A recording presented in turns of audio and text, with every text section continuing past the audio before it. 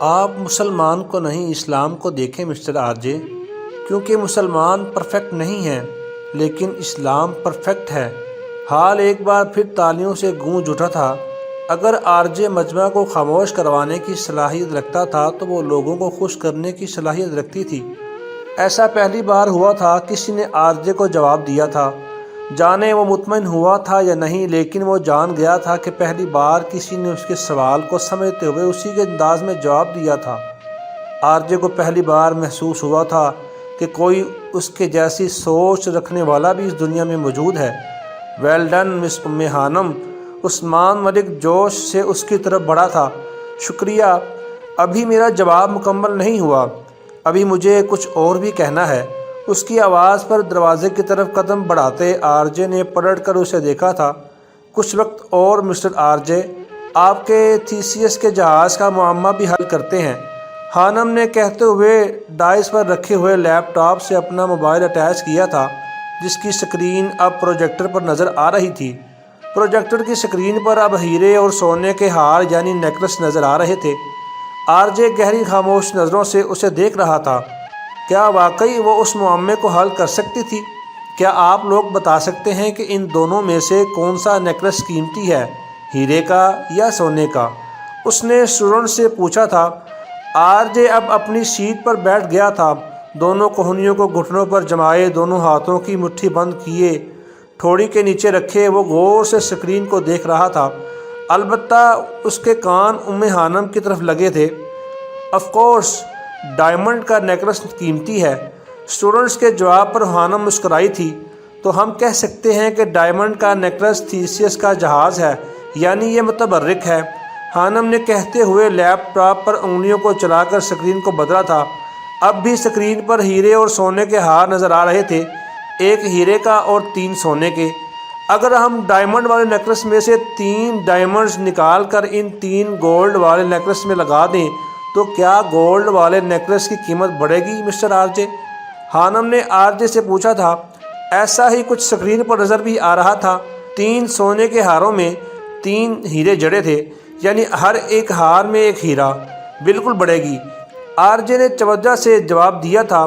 وہاں بیٹھے ہر اسٹوڈنٹس کے لیے یہ ایک دلچسپ گیم تھی جو آر جے اور خانم کے درمیان چل رہی تھی۔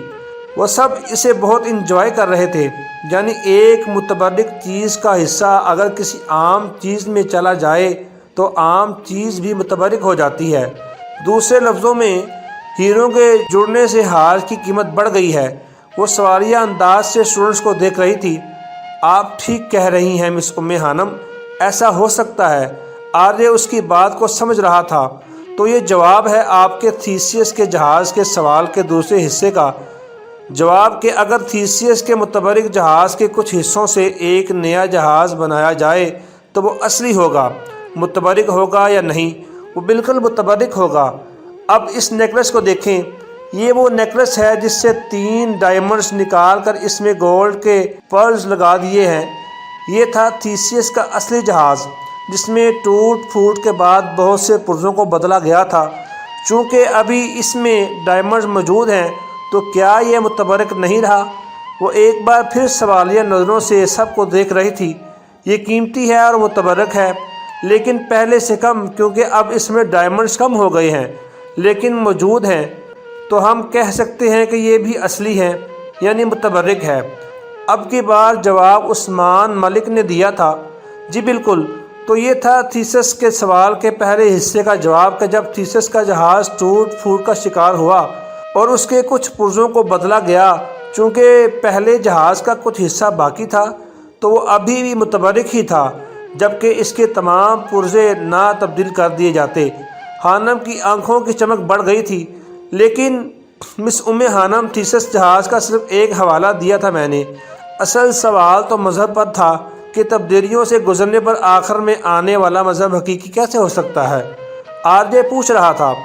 درست فرمایا آپ نے مسٹر آر جے، میں نے بھی ابھی صرف ایک مثال دی ہے، مذہب پر بھی میں آتی ہوں۔ وہ خوش دلی سے مسکرائی تھی۔ اب دیکھیں مسٹر آر جے، یہ ایک نیا ڈائمنڈ نیکلس ہے جس میں 3 ڈائمنڈز کی کمی ہے۔ سکرین پر اب ایک ہیرے کا ہار نظر آ رہا تھا جس میں بڑے بڑے 3 ہیروں کی جگہ خالی تھی۔ اب اگر ہم ان 3 گولڈ والے نیکلسز میں سے تینوں ڈائمنڈز کو نکال لیں جو ہم نے پہلے فٹ کیے تھے، تو کیا اب یہ 3 گولڈ والے نیکلس قیمتی یا متبرک بچے یا نہیں؟ اگلی سکرین پر اب تینوں سونے والے ہاروں میں سے تینوں ہیرے نکال لیے تھے، وہ نظر آ رہے تھے؟ نہیں، کیونکہ پہلے ہی میں نے کہا تھا کہ قیمتی اور متبرک چیز ڈائمنڈ نہ کہ گولڈ۔ اگر وہی نہیں رہا نیکلس میں تو نیکلس کی کوئی قیمت نہیں رہی۔ خانم نے اپنے سوال کا جواب خود دیا تھا، اور اگر ہم ان 3 ڈائمنڈز کو اس نئے نیکلس میں فٹ کر دیں جس میں جگہ خالی ہے، تو کیا اس نیکلس کی قیمت بڑھے گی؟ کیا یہ متبرک ہوگا؟ اب سکرین پر وہ تینوں ہیرے اس نئے ہار میں جڑے نظر آ رہے تھے جس میں جگہ خالی تھی۔ جی بالکل ہوگا، کیونکہ اب یہ مکمل ڈائمنڈز کا نیکلس ہے تو قیمتی ہوگا نا۔ خانم کی سوالیہ نظریں آرجے پر جمی تھی جس میں اسبات میں سر ہلایا تھا۔ That's great. اب غور کیجئے گا مسٹر آرجے کہ یہ جو پہلا ڈائمنڈ والا نیکلس تھا، یہ وہ پیغام تھا جو حضرت آدم علیہ السلام لے کر آئے تھے کہ اللہ ایک ہے، اس کی عبادت کی جائے، جو بہت خالص تھا۔ پھر اس نیکلس میں سے 3 ڈائمنڈز نکال لیے گئے، یعنی وقت گزرتا گیا، لوگ گمراہ ہوتے گئے۔ وہ جو چیز اصل تھی، جو پیغام حقیقی تھا، وہ جہالت کے اندھیروں میں قیمت کھو گیا تھا۔ اب آپ ان 3 نیکلسز کو دیکھیں، یہ گولڈ والے نیکلس جن میں 3 ڈائمنڈ جڑے ہیں، یہ وہ 3 مذہب ہیں جن پر قرآن پاک سے پہلے کتابیں نازل کی گئی۔ ان میں جڑے ڈائمنڈ اس بات کی نشاندہی کرتے ہیں متبرک، خالص اور حقیقی پیغام ان میں بھی ایک ہی تھا، یعنی اللہ ایک ہے، صرف اسی کی عبادت کی جائے۔ اور جو گولڈ جڑا ہے وہ اس بات کی نشاندہی کرتا ہے کہ یہ مذہب خالص نہیں رہے۔ وقت کے ساتھ لوگوں نے ان میں اپنی مرضی سے تبدیلیاں کی اور ان کی قیمت کم ہو گئی، لیکن چونکہ ڈائمنڈ ابھی بھی جڑے ہیں تو ظاہر تھا کہ یہ پیغام اللہ کا ہی تھا، جسے توڑ مروڑ کر عجیب و غریب شکل دے دی گئی تھی۔ وہ سانس لینے کو رکی تھی، اسٹوڈنٹس دم سادے اسے سن رہے تھے۔ اب آپ اس نیکلس کو دیکھیں جو نیا تھا، جس میں ڈائمنڈ کی کمی تھی، اور وہ 3 ڈائمنڈ گولڈ والے نیکلس سے نکال کر اس میں ڈال دیے گئے تھے۔ یہ نیا نیکلس دین اسلام ہے جو تبدیلیوں سے گزرا ہے۔ آپ نے خود کہا تھا کہ یہ قیمتی اور متبرک ہے۔ اس نیکلس میں جو 3 ڈائمنڈ لگے ہیں وہ پچھلے مذاہب کی تصدیق کرتے ہیں اور اس بات کا اقرار کرتے ہیں کہ پہلے بھی پیغام ایک تھا، یعنی اللہ ایک ہے، اور اب بھی پیغام ایک ہی ہے، یعنی اللہ ایک ہے، صرف اسی کی عبادت کی جائے۔ چونکہ یہ نیکلس پورا کا پورا ڈائمنڈ کا ہے، بے شک یہ تبدیلیوں سے گزرا ہے، لیکن یہ قیمتی ہے، متبرک ہے، خالص اور حقیقی ہے۔ یہ ہے تبدیلیوں سے گزر کر آخر میں آنے والے دین اسلام کی حقیقت۔ خانم نے ایک گہرا سانس لیا تھا، اس کی نظریں آرجے پر جمی تھی۔ ونڈرفل، بے اختیاری میں آرجے کے منہ سے نکل گیا تھا۔ وہ کمال کا لاجک لائی تھی، نہ سائنس کا حوالہ دیا تھا، نہ کوئی آیت لے کر آئی تھی، اور وہ اسے اسی کے انداز میں سمجھا گئی تھی۔ آپ کا لاجک اچھا ہے مس خانم۔ حال میں چھائی خاموشی کو آرجے نے توڑا تھا۔ اسٹوڈنٹس کو جیسے سانپ سونگھ گیا تھا، لیکن ابھی بھی میرے بہت سے سوال ہیں، اس مذہب میں بہت سے جھول ہیں جن کے مجھے جواب چاہیے۔ ضرور ملیں گے مسٹر آرجے، کیونکہ اس سیشن کا وقت ختم ہو چکا ہے۔ آپ کے باقی سوالوں کے جواب اگلے سیشن میں ملیں گے۔ عثمان ملک نے آگے بڑھ کر اسے ٹوکا تھا۔ آرجے کی تیوری چڑھی تھی، اسے اپنے اور خانم کے درمیان مداخلت کرتا عثمان ملک زہر لگ رہا تھا۔ کمال کر دیا آپ نے خانم، کیا آپ میری ٹیم کا حصہ بنے گی؟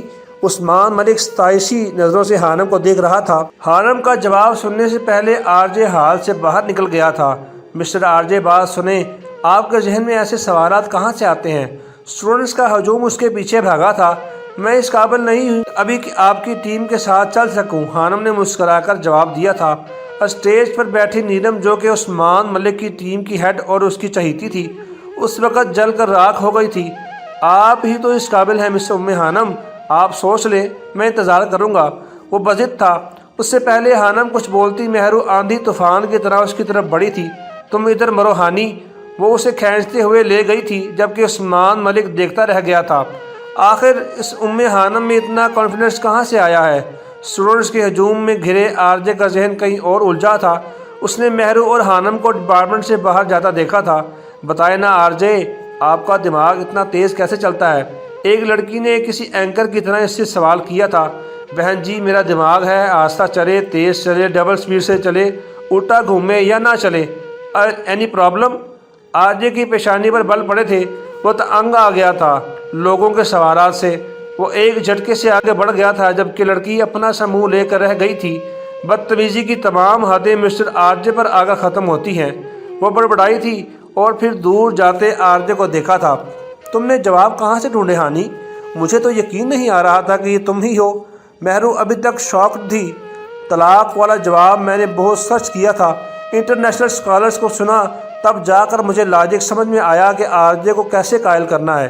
جب مجھے لاجک کی سمجھ آئی پھر میں دین والی اور تھیسس کے جہاز والی بات میں اپنا دماغ لگایا اور بالآخر میں نے پا لیا۔ وہ مسرور سی بتا رہی تھی۔ وہ دونوں حاصل جا رہی تھی۔ شام کے 6 بجنے والے تھے۔ سورج غروب ہونا شروع ہو چکا تھا، لیکن اتنے اطمینان اور اعتماد سے جواب دیا، تم نے پہلے تو تم ایسی نہیں تھی۔ مہرو کو جانے کس بات کا صدمہ لگا تھا۔ اسے یقین نہیں آ رہا تھا کہ جو ابھی اندر لوگوں کو قائل کر رہی تھی وہ ہانی ہی تھی۔ اس کی بات سن کر ہانی مسکرائی تھی اور اس کا ذہن پیچھے کہیں بھٹکا تھا۔ یہ پچھلے ویکینڈ کی بات تھی جب وہ گھر گئی تھی۔ وہ آر جے کے سوالات کو لے کر پریشان تھی۔ اسے سمجھ نہیں آ رہا تھا کہ اس نے حامی تو بھر لی لیکن جواب کیسے دے گی۔ اور مغرب کی نماز کے بعد لان میں بیٹھی تھی، کرسی سے ٹیک لگائے، آنکھیں بند کیے۔ اس کے چہرے پر پریشانی واضح تھی۔ کیا ہوا ہانی بیٹا، سب خیریت ہے نا؟ اچانک اس کے کانوں سے ہمدان انکل کی آواز ٹکرائی تھی۔ وہ چونک کر سیدھی ہوئی تھی۔ ارے انکل آپ بیٹھیں پلیز۔ خانم کے کہنے پر وہ اس کے سامنے والی کرسی پر براجمان ہو چکے تھے۔ یہاں اکیلی کیوں بیٹھی ہو، کوئی پریشانی ہے؟ وہ پوچھ رہے تھے۔ نہیں ایسی کوئی بات نہیں ہے۔ وہ زبردستی مسکرائی تھی۔ لیکن بیٹا پریشانی آپ کے چہرے سے واضح ہے۔ وہ ایک تجربہ کار انسان تھے، فوراً سمجھ گئے تھے۔ انکل اگر ایک سائنس کا پیروکار آپ کے مذہب پر سوال اٹھائے اور آپ کو لاجک کے فلسفے میں الجھائے تو اس کو کیسے جواب دینا چاہیے؟ وہ پوچھ رہی تھی۔ بیٹا پہلے تو یہ سمجھے کہ وہ چاہتا کیا ہے، پھر اس کے سوالات پر دھیان دیں، نوٹ کریں اسے کیا چیز پریشان کرتی ہے، پھر اس کی منطق کو سمجھنے کی کوشش کریں کہ وہ کیسے قائل ہو سکتا ہے، پھر کائنات سے نشانیاں ڈھونڈیں اور اسے اسی کے انداز میں جواب دیں۔ وہ اسے سمجھا رہے تھے۔ اور انکل ان سب کے لیے مجھے کیا کرنا ہوگا؟ سوچنا ہوگا جوابات کے متعلق۔ اگر ایک انسان سوالات کی کھوج میں رہتا ہے تو دوسرے کو جوابات تلاش کرنے چاہیے۔ اگر وہ انسان آپ کو سوالوں میں الجھاتا ہے تو آپ اسے جوابات میں الجھا دیں۔ کیا کمال لاجک بتایا تھا ہمدان انکل نے اسے۔ وہ سمجھ کر مسکرا دی تھی۔ جو انسان کائنات کو جتنا تسخیر کرنا چاہے گا یہ اس انسان کے لیے اتنی ہی کھلتی جائے گی، یہ راز افجا کرتی جائے گی۔ وہ پتہ کی بات کر رہے تھے۔ خانم نے اسباب میں سر ہلا دیا تھا۔ اور قرآن پاک میں ارشاد ہے، ان فی خلق السماوات والارض واختلاف اللیل والنہار لآیات لأولی الالباب۔ ترجمہ یعنی آسمانوں اور زمینوں کی پیدائش میں اور شب و روز کے باری باری آنے جانے میں اہل عقل کے لیے بہت سی نشانیاں ہیں۔ آل عمران 190 آیت نمبر۔ اس آیت میں اللہ تعالیٰ نے لوگوں کو اس کائنات میں غور و فکر کی ترغیب دی ہے کہ کائنات کی نشانیوں سے بصیرت حاصل کریں، اس کی تخلیق میں غور و فکر کریں۔ اس کے لیے لفظ آیات کو مبہم رکھا اور یہ نہیں کہا اس میں فلاں فائدہ ہے، کیونکہ ان فوائد اور آیات کی اقسام ہی بہت زیادہ ہیں۔ اس کی وجہ یہ ہے کہ اس کائنات میں ایسی محیر العقول نشانیاں ہیں جو دیکھنے والوں کو دنگ کر دیں۔ ان میں غور و فکر کرنے والے انہیں تسلیم کیے بغیر رہ نہیں سکتے۔ یہ نشانیاں متلاشیان حق کے دلوں کو اپنی طرف کھینچتی ہیں، اللہ تعالیٰ کے تمام اہداف کے متعلق روشن دماغوں کو متنبہ بھی کرتی ہیں۔ چنانچہ اس کائنات میں موجود اجرام فلکیہ اور اشیاء کی تفصیل کسی بھی مخلوق کے لیے شمار کرنا ممکن نہیں ہے۔ تفصیل تو کیا کسی ایک چیز کی مکمل معلومات حاصل کرنا بھی ممکن نہیں۔ مختصر یہ کہ اس کائنات کے حجم، وسعت اور اس کا منظم نظام حرکت اس کائنات کے خالق کی عظمت، عظیم سلطنت، اختیارات اور وسیع قدرت کی واضح دلیلیں ہیں۔ روحان نماز پڑھی آپ نے؟ ایک چھوٹے سے لکڑی کے ڈیسک کے پیچھے بیٹھے لمبی داڑھی والے مولوی نے 7 سال کے روحان سے پوچھا تھا، جو جانے کن خیالوں میں کھویا ہوا تھا۔ مولوی صاحب کے دونوں طرف بچوں کی لمبی قطاریں تھیں۔ بچے سر ہلا ہلا کر زور لگا کر اونچی اونچی آواز میں پڑھ رہے تھے۔ روحان ان تمام بچوں میں سب سے ذہین اور لائق بچہ تھا۔ وہ 4 سال کا تھا جب اس مسجد میں نازلہ پڑھنے آیا تھا۔ وہ 1 سال میں قرآن پاک پڑھ گیا تھا۔ وہ دوسرے بچوں کی نسبت کم گو تھا، اپنے سبق پر دھیان دیتا تھا۔ وہ قرآن پاک کے صفحات پر لکھے حروف کو غور سے دیکھتا تھا جیسے کیمرہ کسی چیز کو سکین کرتا ہو۔ 2 سال میں اس نے دوبارہ قرآن پاک مکمل کیا تھا۔ اب وہ حفظ کر رہا تھا، لیکن اچانک وہ عجیب و غریب سوال کرنے شروع ہو گیا تھا، جنہیں سن کر کبھی تو مولوی صاحب حیران رہ جاتے، کبھی گھبرا جاتے تھے اور شدید غصہ کرتے تھے۔ نہیں پڑھی؟ روحان نے اطمینان سے کہا تھا۔ کیوں نہیں پڑھی؟ آپ کو پتہ ہے نا، اللہ پاک سزا دیتے ہیں نماز نہ پڑھنے پر۔ وہ سخت سے لہجے میں کہہ رہے تھے۔ لیکن کیوں سزا دیتے ہیں وہ؟ آپ تو کہتے ہیں کہ وہ ہم سے بہت پیار کرتے ہیں، پھر سزا کیوں دیں گے؟ اس کا سوال مولوی صاحب کو خاموش کروا گیا تھا، کیونکہ وہ اللہ ہے، سب سے بڑا ہے، اس لیے۔ کچھ دیر بعد وہ بولے تھے، اللہ ہونا مطلب سزا دینا ہوتا ہے۔ اگر ہم اللہ بن گئے تو کیا ہم بھی سزا دیں گے؟ اور مجھے ایسا اللہ نہیں پسند جو سزا دیتا ہو، مجھے نہیں پسند۔ آئی ڈونٹ لائک ہم۔ وہ معصوم تھا، نہیں جانتا تھا کہ کیا پوچھ رہا ہے، کیا بول رہا ہے۔ چٹاخ کی آواز پورے حال میں گونج گئی تھی۔ مولوی صاحب کے ہاتھ کی انگلیوں کے نشان اس کے نازک گال پر بری طرح چھپ گئے تھے۔ وہ حیران سا مولوی کو دیکھ رہا تھا، جس کے چہرے پر وحشت چھائی تھی۔ تم بچے نہیں ہو، شیطان ہو۔ وہ اسے بازو سے پکڑ کر حویلی لے آئے تھے۔ مولوی صاحب کی پورے علاقے میں بہت عزت تھی۔ جبیل صاحب خود ان کا بہت احترام کرتے تھے۔ آپ کے گھر میں انسان کے روپ میں شیطان پیدا ہوا ہے سید صاحب، اسے یہاں سے دور لے جائیں اور آئندہ مسجد مت بھیجنا، باقی بچوں کو بھی خراب کرے گا۔ وہ غصے سے بولتے واپس جا چکے تھے۔ آپ نے کیا کہا تھا روحان بیٹا؟ عائشہ جبیل اس کی ماں نے پیار سے پاس بٹھا کر پوچھا تھا۔ روحان جبیل کی بڑی بڑی آنکھوں سے آنسو کا قطرہ ٹپکا تھا، جو اس کے پھولے گالوں پر پھسل گیا تھا۔ انگلیوں کے نشان ابھی بھی واضح تھے۔ انہوں نے کہا تھا کہ اللہ نماز نہ پڑھنے پر سزا دیتے ہیں۔ میں نے پوچھا کیوں؟ انہوں نے کہا کہ وہ بڑے ہیں۔ اور پھر میں نے کہا کہ مجھے سزا دینے والا اللہ نہیں پسند، مجھے ایسا اللہ نہیں چاہیے۔ وہ روتے ہوئے اپنی ماں سے لپٹ گیا تھا۔ عائشہ جبیل کا دل پھٹ گیا تھا، جیسے اس کا سوال اتنا برا نہیں تھا کہ ایک معصوم بچے کو شیطان کا نام دے دیا جاتا۔ آج سے میں اپنے بیٹے کو پڑھاؤں گی، میں بتاؤں گی سب۔ وہ انہیں لے کر کمرے میں چلی گئی تھی۔ ہمارے معاشرے کا یہی المیہ ہے کہ ہمیں ڈرایا جاتا ہے، دھمکایا جاتا ہے، اللہ کو سزا دینے والا بتایا جاتا ہے۔ ہمیں صرف یہ کہا جاتا ہے کہ نماز پڑھو نہیں تو اللہ مارے گا۔ ہمیں اللہ کی محبت نہیں سمجھائی جاتی، بندے اور اللہ کا تعلق نہیں بتایا جاتا۔ وہ بچہ تھا، اس کے معصوم سوالوں کے جواب دیے جا سکتے تھے، لیکن اسے شیطان کہہ کر دھتکار دیا گیا تھا۔ کسی نے نہیں سوچا تھا کہ ان سب کے سخت الفاظ واقعی اسے اللہ سے بہت دور اور اس کا انکار کرنے والا بنا دیں گے۔ یہ نہیں بتایا جاتا کہ وہ 70 ماؤں سے زیادہ پیار کرنے والا بھی ہے، غفور الرحیم بھی ہے۔ وہ دونوں ڈپارٹمنٹ سے سیدھا STC آئی تھی۔ یہ اسٹوڈنٹس ٹیچر سینٹر تھا جو ہاسٹل ایریا میں تھا، جو ایک چھوٹے سے شاپنگ مال کی طرح تھا۔ یہاں ضرورت کی اور پسند کی ہر چیز مل جاتی تھی۔ مہرو کو کچھ چیزیں لینی تھی۔ میں تھک گئی ہوں یار، خانم نے ایک طرف بیٹھتے ہوئے کہا تھا۔ وہ ڈپارٹمنٹ سے وہاں تک پیدل آئی تھی، جو اچھا خاصا فاصلہ تھا۔ اچھا تم بیٹھو، میں چیزیں لے کر آتی ہوں۔ مہرو شاپ کی طرف بڑھ گئی تھی۔ رات کو STC پر اسٹوڈنٹس کا ایک میلہ لگا ہوا تھا۔ ہنستے مسکراتے چہرے وہاں زندگی دوڑتی تھی۔ اچانک خانم کی نظر لڑکوں کے ایک گروپ پر بیٹھے RJ پر پڑی تھی، جو سگریٹ پی رہا تھا، نشئی۔ خانم اسے دیکھ کر بڑبڑائی تھی۔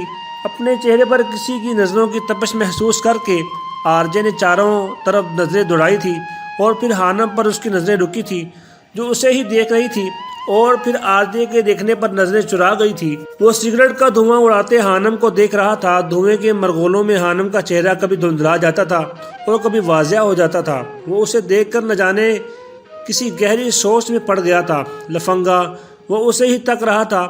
خانم ایک جھٹکے سے اٹھی تھی اور پھر اس شاپ کے اندر چلی گئی تھی جہاں وہ مہرو گئی تھی، جبکہ RJ ابھی تک سوچ کے زیر اثر تھا۔ ڈپارٹمنٹ میں مڈ ٹرم ایگزامز چل رہے تھے۔ سیمینار کو کچھ دنوں کے لیے ملتوی کر دیا گیا تھا۔ ایک ہفتے تک وہ بری طرح سے پڑھائی میں غرق رہے تھے۔ آج ان کا رزلٹ تھا۔ توقع کے مطابق RJ نے ٹاپ کیا تھا۔ وہ سب سے اوپر تھا۔ خانم کو اس کے ٹاپ کرنے پر کوئی مسئلہ نہیں تھا، البتہ وہ حیران تھی کہ کبھی وہ کلاس میں آ جاتا تھا اور کبھی دنوں غائب رہتا تھا، پھر بھی ٹاپ کر گیا تھا۔ البتہ ایک بات پر وہ شکر کرتی تھی کہ کبھی ان کی براہ راست بات نہیں ہوئی تھی۔ وہ سیمینار روم کے باہر ایسے ہوتا تھا جیسے اسے جانتا ہی نہ ہو۔ مزید اچھی ویڈیو کے لیے ہمارا چینل سبسکرائب کریں، بیل آئیکن ضرور دبائیں تاکہ آپ کو ہماری نئی ویڈیو کا نوٹیفیکیشن ملتا رہے۔